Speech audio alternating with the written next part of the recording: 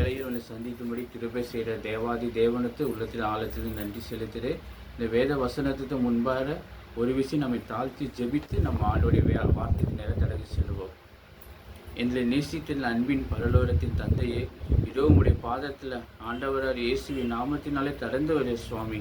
அப்பா, கர்த்தருடைய ஆவியானவரே, இந்த வார்த்தை கொண்டு ஆண்டவரே இவளோடு பேசும் பொழுது ஆண்டவரே இந்த கேட்கிற ஜனங்களுடைய இருதயத்தில் ஆண்டவரை தொட்டு சுவாமி அவருடைய தண்ணீர் யாவையும் துடைத்து அவருடைய துத்தங்கள் சந்தோஷமாய் மாறும்படித்து ஆண்டவரே நீ ஒரு அற்புதத்தை செய்தள்ள வேண்டும் என்று இயேசுவின் நாமத்தில் ஜெபிக்கிறோம் நல்ல பிதாவே, ஆமென்.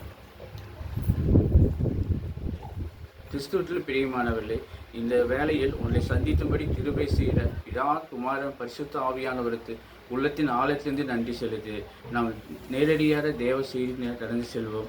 அது மத்தேயு 14ஆம் அதிகாரத்தில் 14 நான் வாசிக்கிறேன். கவனமாக கேளுங்கள். இந்த வார்த்தையை கேட்கிற உன்னுடைய யாவருக்கும் கர்த்தருடைய வார்த்தைகளை தொட்டு உன்னுடைய தண்ணீர் யாவையும் துடைத்து உன்னுடைய துத்தம் எல்லாம் சந்தோஷமாய் மாறு. நீ என்ன பிரச்சனையோடு வேதனையோடு காணப்பட்டாலும் இந்த வார்த்தை ஒரு ஜீவனுள்ள வார்த்தையாக கடந்து வரும். இந்த வார்த்தை நேராக கடந்து செல்வோமாறு. அது மத்தேயு 14ஆம் அதிகாரம் 14ஆம் வசனத்திலே நான் வாசிக்கிறேன். இயேசு வந்து திரளான ஜனங்களை கண்டு அவர்கள் மேல் மனதுருகி அவர்களின் வியாதிஸ்தர்களாக இருந்தவரை சொஸ்தமாக்கினார். சாயங்காலமான போது அவருடைய சீசர்கள் அவரிடத்தில் வந்து, இது வனாந்தாரமான இடம், நேரமும் ஆயிற்று, ஜனங்கள் கிராமங்களுக்கு போய் தங்களுக்கு போஜன பாத்திரங்களை கொள்ளும்படி அவர்களை அனுப்பிவிட வேண்டும் என்றார்கள். இயேசு அவர்களை நோக்கி, அவர்கள் போத வேண்டுவதில்லை, நீங்களே அவர்களுக்கு போஜனம் கொடுங்கள் என்றார். அதற்கு அவர்கள், எங்களுக்கு 5 அப்பமும் 2 மீன்களுமே அல்லாமல் வேறொன்றும் இல்லை என்றார்கள். அவைகளை என்னிடத்தில் கொண்டு வாருங்கள் என்றார். அப்பொழுது அவர் ஜனங்களை புல்லின் மேல் பந்தியிட்டு கட்டளையிட்டு 5 அப்பங்களையும் அந்த 2 மீன்களையும் எடுத்து வானத்தை அண்ணாந்து பார்த்து ஆசீர்வதித்து அப்பங்களை பிட்டு சீசரிடத்தில் கொடுத்தார். சீசர்கள் ஜனங்களுக்கு கொடுத்தார்கள். எல்லோரும் சாப்பிட்டு திருப்தி அடைந்தார்கள். மீதியான துணிக்கைகளை 12 கூடை நிறைய எடுத்தார்கள். ஆமென். இந்த சம்பவத்தின் மூலமா 2 பதியாக பிடிக்கலாம். என்னிடத்தில் கொண்டு வாருங்கள் சொல்லுவதற்கு முன்பாக மேலொரு வசனம் சொல்லுது, வேறொன்றும் இல்லை என்றார்கள்.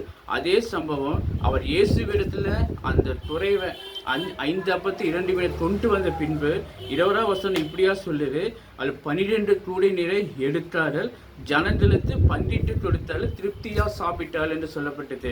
அப்போ நம்ம ஒரு பிரச்சனை, ஒரு போராட்டம், ஒரு வேதனையை நம்ம முடிந்த அளவு நம்மளுடைய சுய அறிவினாலோ சுய நாணத்தினாலோ அப்படி இல்லைன்னா நம்ம தெரிந்தவர் மூலமாட்ட போய் அந்த பிரச்சனைக்கான தீர்வை நம்ம தானும்படித்து ஆவல் சொல்லுவோம். ஆனால் யார் ஒருவர், என்னை படைத்த தேவன் ஒருவர் உண்டு, எனக்காய் கல்வாரி சிலுவிலே ரத்தத்தை சிந்தி என் வியாதியை, என் பலவீனங்கள், என் பிரச்சனைகள், என் போராட்டங்கள், என்னுடைய கடன் பிரச்சனையில சுமந்த ஒரு தெய்வம் உண்டு என்று யார் ஒரு இயேசுவிடத்தில் வந்து தன்னுடைய பிரச்சனையெல்லாம் அவரிடத்தில் கொடுக்கும் பொழுது அந்த பிரச்சனையெல்லாம் ஒன்றுமில்லாமல் பண்ணி ஆண்டவர் சொல்லிடுறாரு, குறைவில் எல்லாம் நிறைவேற்றார். பிலிப்பியர் 4:19 வேதவசனம் இப்படியா சொல்லுது, ஒரு தேவன் தம்முடைய ஐஸ்வர்யத்தின்படி உங்கள் குறைகளை எல்லாம் கிறிஸ்து இயேசுவத்தில் நிறைவேற்றுவார். அப்ப தேவன் தம்முடைய குறைகள் எல்லாம் என்ன பண்ணுவாராமா, கிறிஸ்து இயேசுவத்தில் நிறைவேற்றுவான்னு சொல்லப்பட்டிருக்கிறது.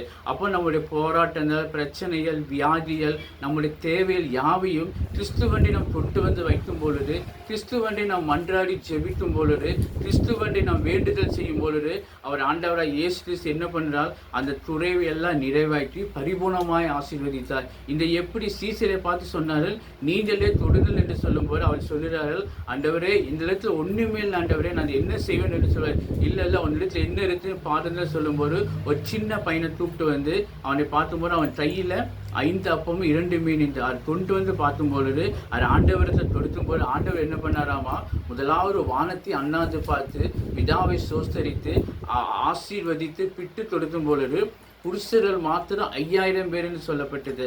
அப்போ ஸ்திரீகள் உண்டு, பிள்ளைகள் உண்டு, வாலிபர்கள் உண்டு, அத்தனை பேர் சாப்பிட்டு திருப்தி அடைந்தார்கள். இதோட மையத்திற்கு என்னன்னா, என்னிடத்தில் வாருங்கள் என்று சொன்னார்.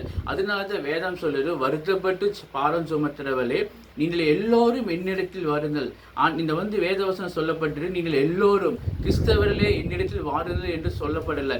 எல்லோரும் அவள் இந்த பூமியில யாரெல்லாம் மாம்சத்துல பிறந்து வந்த அனைவருமே அவள் எந்த ஜாதி மத இன மொழி வேறுபாடு எல்லாத்தையும் மறந்து ஒருவன் யார் என்னை உண்டாத்தின தெய்வம் இயேசு, அவர் எனத்தாய் கல்வாரி சிலுவில ரத்தத்தம் சிந்தினார் 2000 ஆண்டுகளுக்கு முன்பாக எனத்தாய் இந்த பூமியில அவதரித்து மனுஷகுமாரனாய் வந்து என்னுடைய வியாதி எல்லாவற்றையும் சிலுவில சுமந்து ரத்தத்தை சிந்தி 3ஆம் நாள் உயிரோடு எழுந்தார் என்று யாரெல்லாம் அவரிடத்தில் விசுவாசம் வைத்து தன்னுடைய பிரச்சனை எல்லாம் அவரிடத்தில் சொல்கிறாரோ அந்த பிரச்சனை எல்லாம் இயேசு கிறிஸ்து தம்முடைய ஐஸ்வர்யத்தின் மகிமையினாலே குறைவெல்லாம் நிறைவேற்றுவார். இந்த வசனத்தை தேய்த்துறது இந்த யாரா வேண்டாம் இருக்கலாம், என்ன பிரச்சனையோடு இருக்கலாம், என்ன போராட்டத்தில் இருக்கலாம், என்ன தண்ணீரோடு இருக்கலாம், என்ன தேவையில் இருக்கலாம், நாளை நான் என்ன சந்திப்பேன், இந்த தேவை எப்படி சந்தித்து பிள்ளைகளை துடித்து தளர்ந்தலாம், இல்லை தன்னுடைய கணவனை துடித்து மனைவியை துடித்து உனக்கு என்ன பிரச்சனை போராட்டம் இருந்தாலும் நான் சொல்லுகிற ஒரே ஒரு சின்ன ஒரு ஆலோசனை, அடியன்ஸ் ஒரே ஒரு ஆலோசனை, அந்த இரவா இருந்தாலும்